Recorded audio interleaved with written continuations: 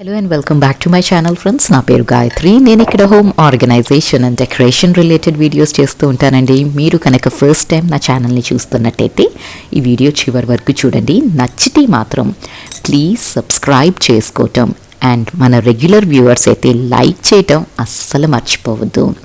So గణపయ్యకి నేను తెచ్చుకున్న సంపెంగ పూలు అయితే పెట్టుకున్నానండి. అండ్ అసలు ఎంత అందంగా ఉన్నారు స్వామివారు. ఆయన అలా చూస్తూ ఉంటేనే అదొక పూజ, అదొక మెడిటేషన్ లాగే అనిపిస్తూ ఉంటుంది. మంత్రాలు రాని వాళ్ళు చక్కగా దేవుణ్ణి ఇట్లా అలంకరించి కూడా ఆయన దగ్గర దీపారాజన పెట్టి ఆ దీపపు వెలుగులో ఆయన్ని చూసుకుంటూ ఉంటే అదే పెద్ద పూజ ఏమో అనిపిస్తూ ఉంటుందండి నాకు. అండ్ ఇంకా పూజ చేసుకొని కిచెన్లోకి అయితే వచ్చేసాను. ఇవాళ మష్రూమ్ మటర్ మసాలా కర్రీ చేస్తున్నాను. సో మష్రూమ్స్ మనం సాల్ట్ వేసిన వాటర్లో బాగా వాష్ చేసేసుకొని పక్కన పెట్టేసుకున్నాను.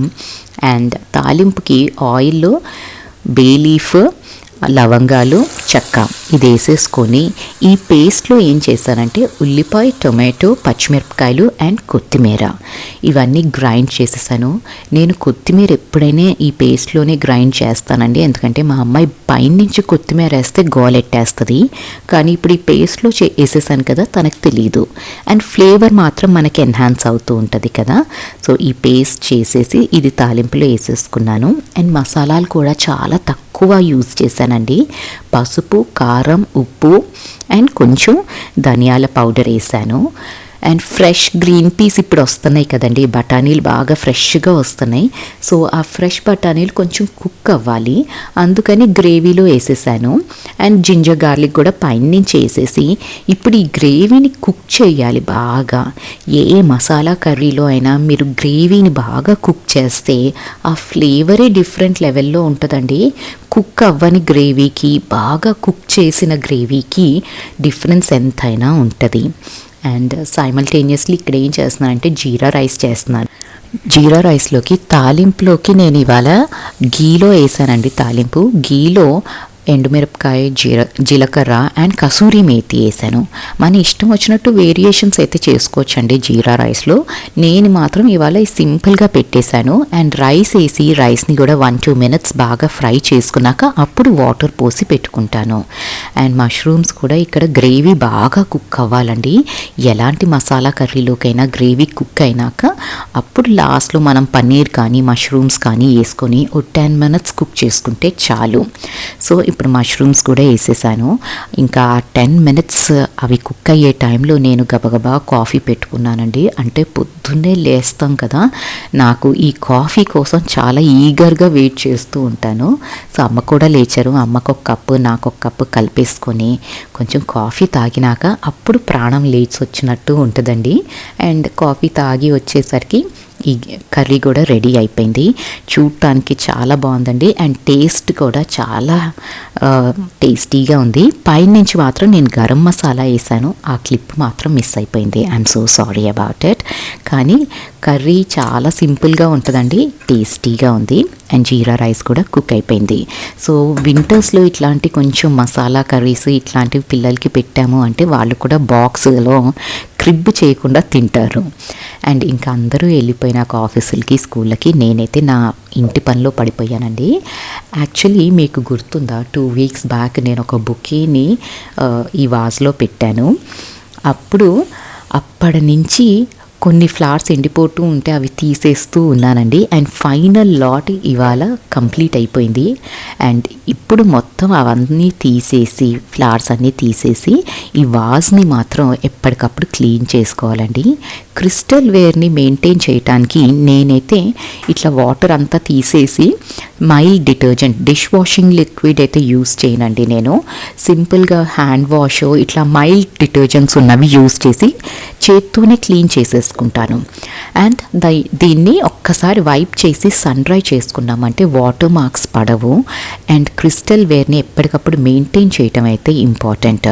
ఆల్సో ఈ వాజ్ ఎక్కడ కొన్నాను అని అడిగారండి మన సబ్స్క్రైబర్స్ కొందరు. ఇది నేను లోకల్ మార్కెట్లో తీసుకున్నానండి. లింక్ అయితే నా దగ్గర లేదు.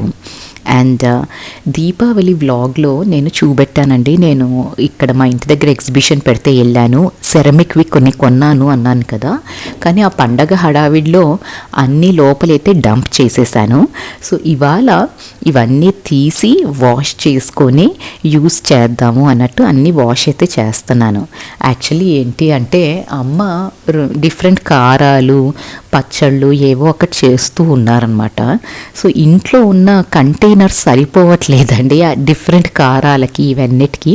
అప్పుడు గుర్తుకొచ్చింది, ఈ వాజ్ అయితే కొన్నాం, ఈ సెరమిక్ పాట్స్ అయితే కొన్నాం కదా, అవన్నీ తీద్దాము అనేసి ఇప్పుడు తీసి వాటిని వాష్ చేసి అయితే పెడుతున్నాను.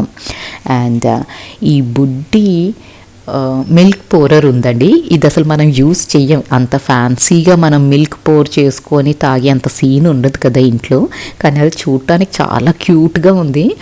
అండ్ నేను ఊరినే ర్యాండమ్లీ ఆ అమ్మాయి 200 అంది, ఇస్తుందో లేదోలే అనేసి 100 అడిగేశాను, ఇచ్చేసింది. సో తెచ్చుకున్నానండి. దీంట్లో ఏమైనా మనీ ప్లాంట్ అట్లా పెడతాను, కానీ I don't think I would want to use it for milk and all that అనమాట. సో ఇవన్నీ నీట్గా కడిగేసుకున్నాను. అండ్ ఈ జార్స్ ఏమో 200 రూపీస్ అని చెప్పారండి. అండ్ ఈ మిల్క్ పౌడర్ 100 రూపీస్కి ఇచ్చింది. అండ్ ఇవాళ ఈ చెస్ట్ ఆఫ్ డ్రాస్ నేను ఎప్పుడండి అజ్మేర్ నుంచి ట్రాన్స్ఫర్ అయ్యి పూణేకి వచ్చినప్పుడు కొన్నాను. అప్పటి నుంచి ఇప్పటి వరకు దీన్ని అసలు ఓపెనే చేయలేదు. ఇవాళ ఎందుకో మూడ్ వచ్చి మొత్తం కిచెన్ కౌంటర్ టాప్ మీద దీన్ని సెట్ చేద్దాం అని అయితే డిసైడ్ అయ్యాను. సో మొత్తం అదంతా క్లీన్ చేసుకొని ఇది కౌంటర్ టాప్ మీద పెట్టాలి అంటే నాకు ఎందుకో కౌంటర్ టాప్ చాలా ఖాళీగా ఉండటం ఇష్టం అండి. డెకరేషన్ కోసం అనేసి ఏమైనా చెయ్యాలి అంటే నాకు ఒకలాంటి డిస్కంఫర్ట్ అనిపిస్తుంది. బట్ ఇవాళ ట్రై చేస్తున్నాను. ఇఫ్ దిస్ వర్క్స్ అవుట్ ఉంచుతాను కౌంటర్ టాప్ మీద, లేదు నాకు పని చేసేటప్పుడు అడ్డంగా ఉంది అంటే మాత్రం తీసి మళ్ళీ లోపల పెట్టేస్తాను. This is just for experimental basis అని. అండ్ యాక్చువల్లీ ఏంటంటే నాకు ఒక మోటివేషన్ కావాలండి, ప్యాకెట్లో నుంచి ఆ ప్రోడక్ట్ని చించి డెకరేషన్ కానీ పెట్టుకోవటానికి. సో ఇవాళ ఏదో ఆ జోష్లో ఉన్నాను, అన్నీ కొత్తవన్నీ తీసేద్దాము అని.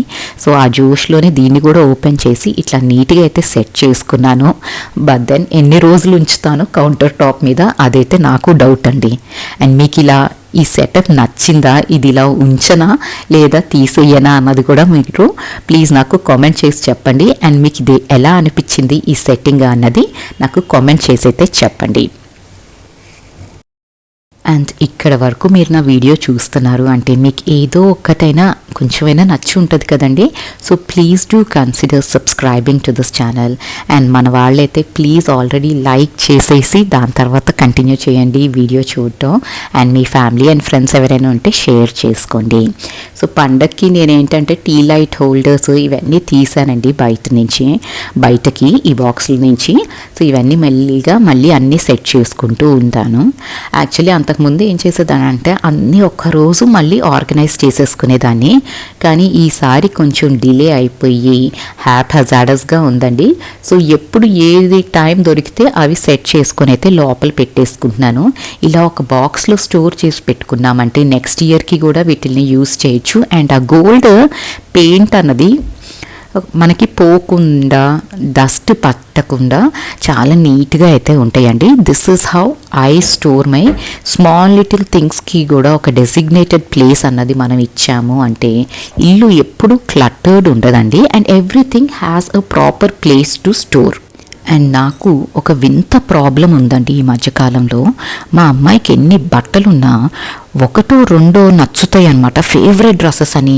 అవి ఏసీ విసుగొచ్చేస్తుంది. చూసేవాళ్ళు ఏంటంటే పాపం వీళ్ళకి బట్టలు లేవేమో అనుకునేలాగా చేస్తుంది అనమాట. ఏమన్నా అంటే that is my favourite dress అని. ఇలాంటి ప్రాబ్లం మీరు కూడా ఫేస్ చేస్తారా లేదా అన్నది కామెంట్ చేయండి. అండ్ ఇవాళ నేను అందుకనే బయటకు వెళ్ళేది ఉందండి, ఒక చిన్న పార్టీ ఉంది. సో అక్కడికి వెళ్ళాలి అంటే మామూలు క్యాజువల్ టీషర్ట్స్ కూడా ఒకటో రెండో టీషర్ట్సే వేస్తారండి. మిగతా వాటిని ఎందుకు కొంటున్నామో అర్థం కాకుండా చేస్తారు. సో ఇవాళ నేను టీషర్ట్ ట్రౌజర్ సెలెక్ట్ చేసి దాన్ని ప్రెస్ చేసి రెడీగా పెడతాను so that she can wear. And request చేయాల్సిందే కానీ మనం ఆర్డర్ చేసే రోజులు కాదండి. మా అమ్మ వాళ్ళు మనం చిన్నప్పుడు వాళ్ళు ఏ డ్రెస్ తెచ్చి వేసుకోమన్నా మూసుకొని వేసుకునేవాళ్ళం. వీళ్ళని మాత్రం మనం రిక్వెస్ట్ చేసుకోవాల్సి వస్తుంది.